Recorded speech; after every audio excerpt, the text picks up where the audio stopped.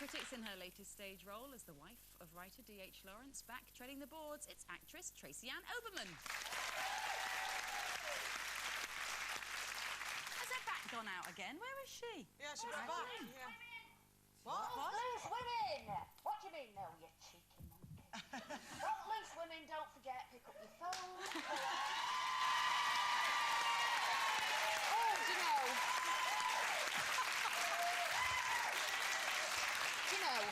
I'll talk to you through my megaphone, it's a long time since I've been up and down that strand with my bad back. Have you? Bless Voting. your hearts. Working for votes. Absolutely, working for votes.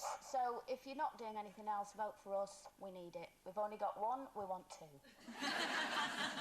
I'll just turn round for you so you can have a little look.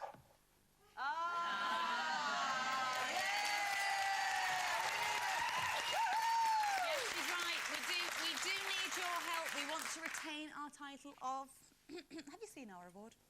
Yes. Best daytime show at this year's TV Quick and TV Choice Awards, and we do need your votes. To vote for us, please go to our website and follow the links. Voting closes this Friday, so get a move on. And thank you so much. Now, did you get the chance to stop off for a cuppa, a cafe or something on your way? No, I've been campaigning for this You've been campaigning, OK. Well, we are, of course, lovers of cafe culture now. But has Britain's attempt at adopting a cafe society been successful, or will we always be stuck with the greasy spoon? Oh, you said the greasy spoon. I like the cafe culture now because you get frothy coffee. I like a good frothy You're coffee. not a greasy spoon girl? No, well, greasy spoons, some of them are a bit dodgy, aren't they? You know, you walk in and say, can I get you something? You say, yeah, cloth would be nice, wouldn't it? But, you know, I don't like the smell of old fat. It just reminds me of home. No. So I'd rather go somewhere where you can sit outside, have a nice... to say about your mother. I know, but I don't... I mean, the smell of old fat, you know, old chips going in, you know. Yeah. And you come out and all your clothes are minging because it smells of that and everything. But cafe culture, I quite like that. I like the, you know, frothy coffee, the biscotti, whatever it is. Biscotti. Biscotti, Yes. yeah. Biscotti in Wakefield. Yes. Do they have a lot of cafe culture in Wakefield? Yes, up on Cross Square. It's beautiful. I was only up there this weekend with my Ella. Went out shopping, like you do. Did you? Know, went round the shops. Oh, it was dead exciting. Very domestic. Very domestic. And we went on and I sat outside and had a cup of coffee and it was lovely. It's a bit hampered by the weather here, though, isn't it? Yeah. I mean, it is lovely, I think, and it's much nicer to sit. And even the little cafes, I like a greasy spoon, have tried to zhuzh themselves up a bit. I don't like the ones inside the shopping malls, though. They're a bit strange, you know, where you've got the umbrella and you're actually indoors. I always find that a bit odd. Yeah, no. We were walking around Glasgow last weekend and, you know, they're doing their best to kind of, you know, have cafe culture in this country. But as you say, it's not the same when they had sort of plastic sheeting over it and the wind was whipping through. Oh, no, I love it. I can't go shopping without knowing I've got time to stop for a coffee, or a cup of tea, actually. On the cafe, on the pavement? On the cafe, on the pavement. But the thing that's annoying me is, see, I love the greasy spoon. The greasier the better. Wipe your feet on the way out, that's my motto. You can't beat breakfast at a greasy spoon. A proper mug of tea. You know what I mean? And fried bread has got to have fat in it. That's the whole purpose of the exercise. But the thing about... And I love stopping for my cup of tea with me shopping, but you know what I miss? What do you miss? Because now it's very posh, isn't it? It's very cosmopolitan, and it is all frothy coffees and biscottis and...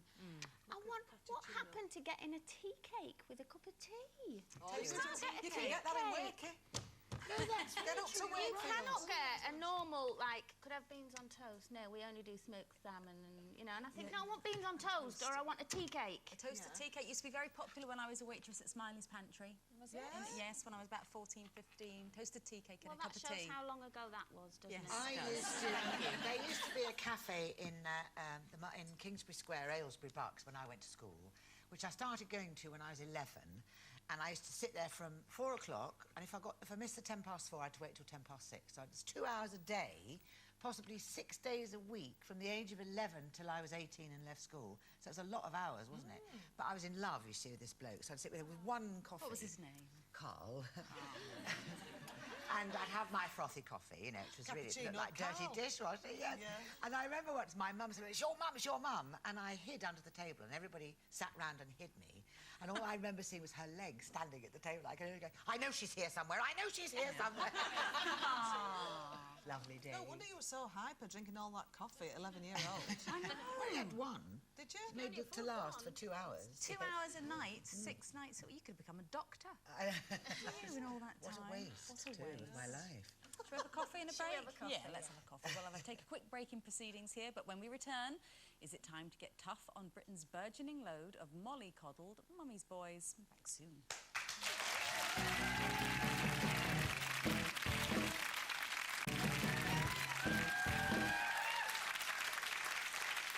Welcome back to Loose Women Live this Tuesday lunchtime, helping to deliver our uniquely loose brand of banter today. Alongside me, Jackie Brambles, are Colleen Nolan, Linda Bellingham and Jane McDonald.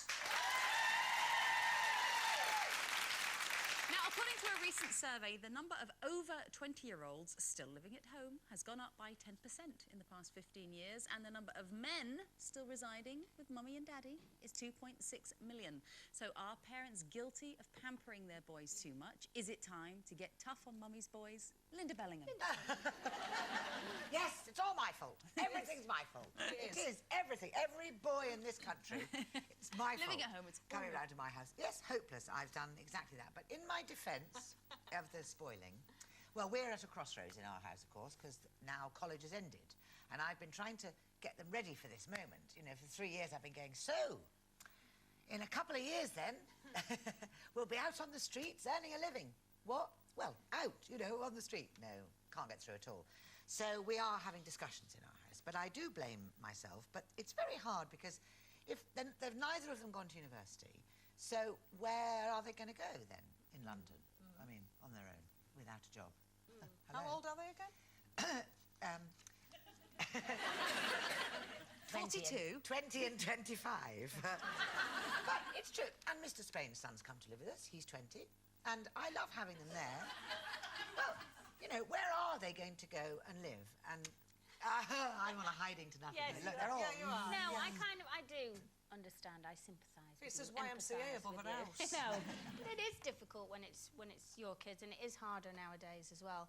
And the thing is, it's not about them really living at home. It's when they live at home and they're making no effort to do anything. So, you know, Shane Jr. last year was going through a phase of, you know, getting up at 2:30 in the afternoon and going, any chance of breakfast, just as I'm picking Kira up from school, you know, and he wants his breakfast. And I was like, no, this isn't going to work. So, you know, I did have to say to him, look, you've got to get up and you've got to do something. It's not, I wouldn't have kicked him out to live on his own, but he had to contribute a bit, just for his own self-esteem, really. I think it's that. And also, you know, a lot of my friends, their kids have to go out, and whatever job it is, they have to go out and do it because their parents really can't afford to still support them, you know. And I think our children get a bit like, hello, well, Mum's that's not doing all quite right, true. and Dad's doing all right, what do I need to work I beg for, to you differ. know? I have got a very good friend who really, truly, you know, cannot afford, and her son's still sitting there.